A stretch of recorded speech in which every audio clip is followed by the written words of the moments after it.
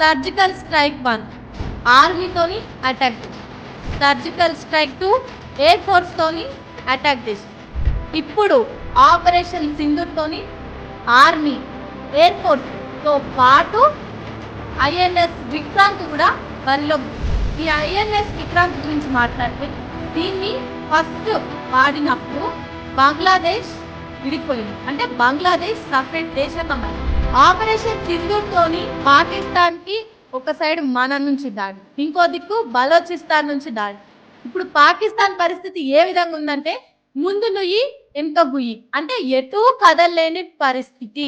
అయితే గుయ్యి లేదంటే చావు తప్ప ఇంకో మార్గం లేదు. ఇంకోటి, ఈ ఐఎన్ఎస్ విక్రాంత్ గురించి మాట్లాడితే కరాచీ అనే బోర్డునే నామరూపాలు లేకుండా చేసి వాడేసారు అని అంటుర్రు.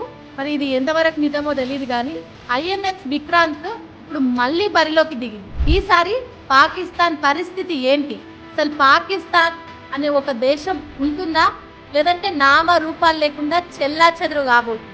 సో పాకిస్తాన్ నా కొడుకులారా, ఇండియాని గెలికే ముందు ఆలోచించాలి. మీరు చేయాలనుకున్నది, ఇండియాలో ఒక ఆడపిల్ల నుదిటిన సింధూరం తుడిచినప్పుడు మీరు ఆలోచించాలి. ఇప్పుడు మీ చేతుల్లో ఏం లేదు, చేసేసి ఇప్పుడు చూడండి ఇండియా రివెంజ్ ఏ విధంగా ఉండబోతుంది, ఇండియా దెబ్బ ఎట్లుంది. సో పాకిస్తాన్ జాగ్రత్త.